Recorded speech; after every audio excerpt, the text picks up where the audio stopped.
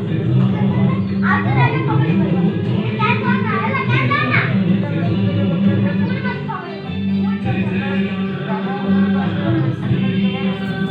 Everyone, নমস্কাৰ। মই ৰাজেশে আপোনালোক সকলোকে নতুন এটা ভিডিঅ'লৈ স্বাগতম জনাইছোঁ। আশা কৰিছোঁ আপোনালোক সকলো ভালে আছে। আজিৰ ভিডিঅ'টো মাহঁতৰ ঘৰৰ পৰাই ষ্টাৰ্ট কৰিবলৈ লৈছোঁ। যিহেতু দেওবাৰ আৰু সোমবাৰ আমাৰ বন্ধ আছিলে, সেইবাবে দেওবাৰ বুলি মাহঁতৰ তালৈ ফুৰিবলৈ আহিলোঁ।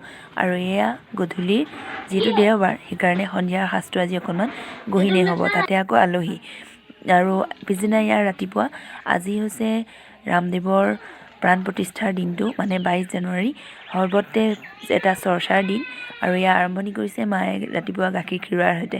আমাৰ ঘৰত যিহেতু এনেকুৱা ধৰণৰ পৰিৱেশ নাই, সেইকাৰণে আপোনালোকক মাহঁতৰ তাৰ পৰিৱেশটো দেখুৱাবলৈ চেষ্টা কৰিছোঁ। গাঁৱলীয়া ঘৰ, এয়া তাইৰণ আৰু তাৰ ভায়েক, মানে মোৰ ভাইটিৰ ল'ৰা, সিহঁতি দুটাই পাকঘৰতে মানে জুহালতে খাবলৈ লৈছে গাখীৰ আৰু মুড়ি, কিবাকিবি জলপান।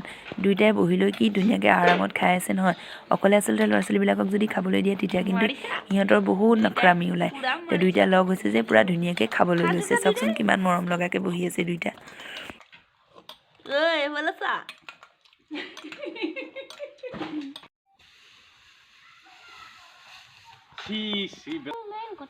মেইন কথা গা ধুৱাম যেতিয়া আৰু মেইন কথা হৈ যাব। খজুৱাইছে এইকেইটা অঁতৰোৱা নহয়, এইকেইটা খজুৱাবই এইবোৰ চা।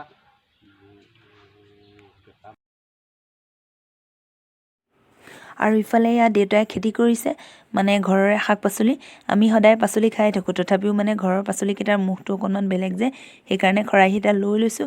যিমান যি পাৰোঁ নিজেই ছিঙি কৰি লৈ মোনাটো ভৰাই আনিম বুলি ভাবিছোঁ।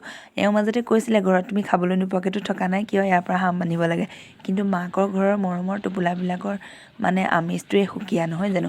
এয়া চাওক ফ্ৰেঞ্চ বিনবিলাক কি ধুনীয়াকৈ লাগিছে। আমি বজাৰৰ পৰাতো সদায় পাচলি খাই থাকোঁ, কিন্তু এনেকুৱা ফ্ৰেছ পাচলি জানো খাই পাইছোঁ? নাই পোৱা। সেইকাৰণে তাৰ পৰা যেনে তেনে হ'লেও দুটামান ভাৰ বৈ আনিছোঁ।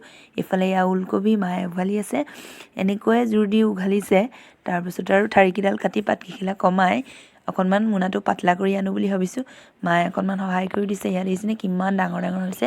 ইয়াত কিন্তু বেলেগ একো সাৰ দিয়া হোৱা নাই, মাত্ৰ গোবৰৰ ওপৰতে দেউতাই ভৰসা কৰিয়ে পাচলি খেতিখিনি কৰিছে। তাৰ লগতে আহিলে ধনিয়া আৰু লাই শাক আৰু বিভিন্ন ধৰণৰ পাচলি আছিলে, কিন্তু সকলোবিলাক আনিবলৈ অকণমান গধুৰো হ'ব যিহেতু, সেইকাৰণে কেইটামান বস্তু লগতে লৈ আহিলোঁ। এইফালে চাওক, এয়া আছে ধনিয়া। মাকৰ ঘৰৰ বস্তুৰ সোৱাদেই বেলেগ, নহয়নে? সেইকাৰণে ভালেমানখিনি বস্তু কিন্তু টোপোলা বান্ধি আনিছোঁ দেই। এয়া চাওকচোন, জাতিলাও, ফ্ৰেঞ্চ বিন, ধনিয়া, লাই শাক, তাৰপিছতে আহিলে ওলকবি, সান্দহৰ গুড়ি, ঘৰৰ কেইটামান বৰা চাউল, বাপৰে কিমান যে বস্তু বান্ধি আনিছোঁ নহয়। আৰু এয়া হৈছে জগন্নাথ মন্দিৰ, যোৰহাট চিনামৰাস্থিত।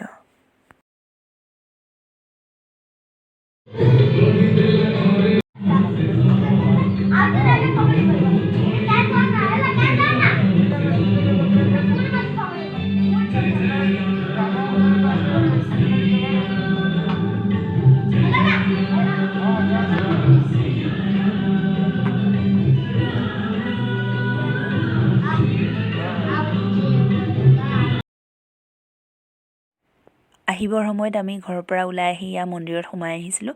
ইমান ধুনীয়া পৰিৱেশটো, খুবেই মনটো ভাল লাগি আহিছে। আপোনালোকেও পাৰিলে ইয়াত ভিজিট কৰিব পাৰে দেই। এটা খুব শান্তিময় পৰিৱেশত মন্দিৰ ভাগি আছে, গৈও ভাল লাগিব।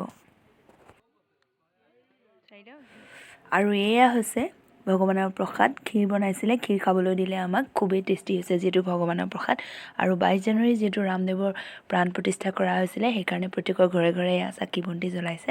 আমিও ভাবিছোঁ সোনকালে গৈ ঘৰ পাওঁ, অকণমান কিবা এটা নিয়ম কৰি দিব লাগিব। ৰাস্তাতে নামি লৈ মিঠাই কেইটামান লৈ আহিছিলোঁ, আৰু তাকে অকণমান আগবঢ়াই লৈ ভগৱানৰ ওচৰত, তাৰপিছত নিজে ধুনীয়াকৈ গৰম চাহ একাপ খাই ল'লোঁ। আৰু এইফালে চাবচোন দেই, তাইৰণেহি চুকত সোমাই লৈ কেনেকৈ খাই আছে। বাৰু আজিৰ ভিডিঅ'টোত আপোনালোকৰ কাৰণে ইমানেই আছিলে। আজিলৈ আহিছোঁ, নমস্কাৰ।